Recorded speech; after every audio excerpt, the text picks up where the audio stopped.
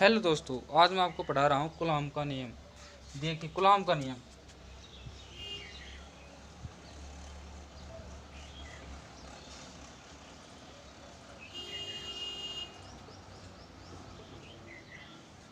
Coulomb का नियम क्या कहता है? किन्हीं दो बिंदु आवेशों के मध्य लगने वाले आकर्षण या प्रतिकर्षण बल का मान दोनों आवेशों के गुणनफल के समानुपाती तथा उनकी बीच की दूरी के वर्ग के व्युत्क्रमानुपाती होता है। तो देखिए दोस्तों, कूलॉम का नियम क्या कहता है कि किन्हीं दो बिंदु आवेशों किन्हीं दो बिंदु आवेशों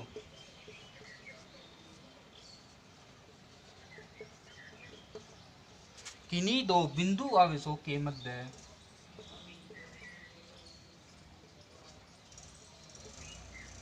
किन्हीं दो बिंदु आवेशों के मध्य लगने वाले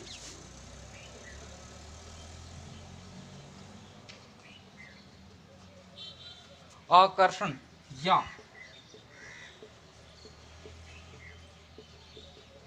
प्रतिकर्षण बल का मान दोनों आवेशों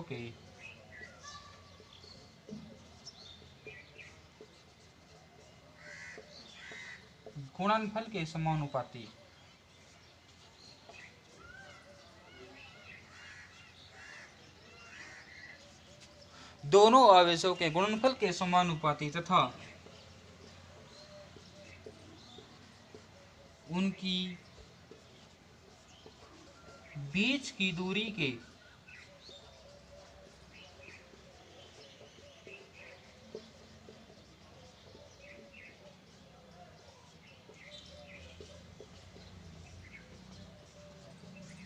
तो देखिए दोस्तों, किन्हीं दो बिंदु आवेशों के मध्य लगने वाले आकर्षण या प्रतिकर्षण बल का मान दोनों आवेशों के गुणनफल के समानुपाती तथा उनके बीच की दूरी के वर्ग के सॉरी दोस्तों दूरी के वर्ग के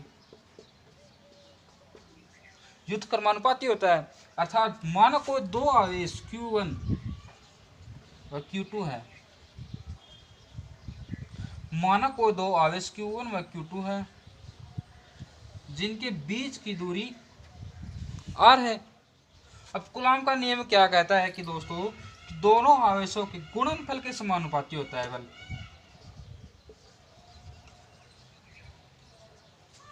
कूलॉम का नियम के अनुसार किन्हीं दो बिंदु आवेशों के मध्य लगने वाले आकर्षण या प्रतिकर्षण का बल का मान दोनों आवेशों के गुणनफल के समानुपाती होगा। अब उनकी बीच की दूरी के वर्ग के व्युत्क्रमानुपाती होता है। बीच की दूरी यहाँ क्या है? R। बीच की दूरी क्या है? R, यानी F व्युत्क्रमानुपाती 1/R। तो जी हाँ दोस्तों, बीच की दूरी के वर्ग के व्युत्क्रमानुपाती हो गया। तो अब अगर आप इसे उतारना चाहें तो उतार सकते हैं, नोट करना चाहते हो नोट कर सकते हैं। ठीक है दोस्तों, अब मैं इसको आगे करता हूँ। तो दोस्तों क्या था कि बीच उनके दोनों आवेशों के समानुपाती दोनों आवेशों के गुणनफल के समानुपाती था तथा उनकी बीच की दूरी के व्युत्क्रमानुपाती था। अब इन दोनों इक्वेशंस को एक साथ लिखने पर क्या होगा कि F समानुपाती Q1 Q2 upon R square. अब अगर हम इस समानुपाती के चिन्ह को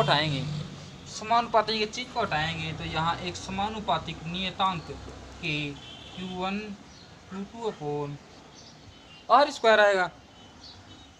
के Q1 Q2 upon R square. यहाँ के क्या है?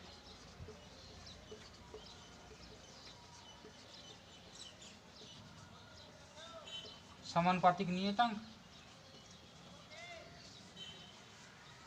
के का मान होता है 1/4 पाई एप्सिलॉन। एप्सिलॉन क्या होता है? पैरावैद्युतांक।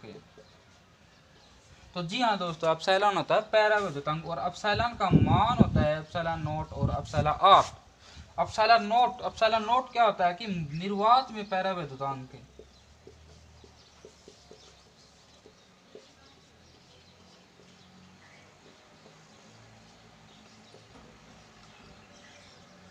एप्सिलॉन नॉट क्या होता है? निर्वात में पैरावैद्युतांक। तथा एप्सिलॉन आर होता है माध्यम में पैरावैद्युतांक।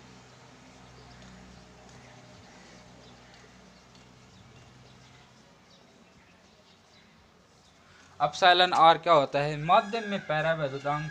तथा के का मान एक और होता है सांख्यिकी, ठीक है, 9 गुणा 10 की पावर 9 न्यूटन मीटर स्क्वायर पर कूलम स्क्वायर। आवेश का मान कितना होता है दोस्तों? 9 गुणा 10 की पावर 9 न्यूटन मीटर स्क्वायर पर कूलम स्क्वायर, ठीक है। अगर हम ये के का मान की जगह पुट करें इस इक्वेशन के अंदर, तो एफ बराबर क्या हो गया? एफ बराबर क्या हो गया कि 9 गुणा 10 की पावर 9 गुणा Q1 Q2 upon r square. तो ठीक है दोस्तों, ये हो गया कूलॉम के नियम के अनुसार, हो गया। अभी हम इसका सदिश निरूपण करेंगे।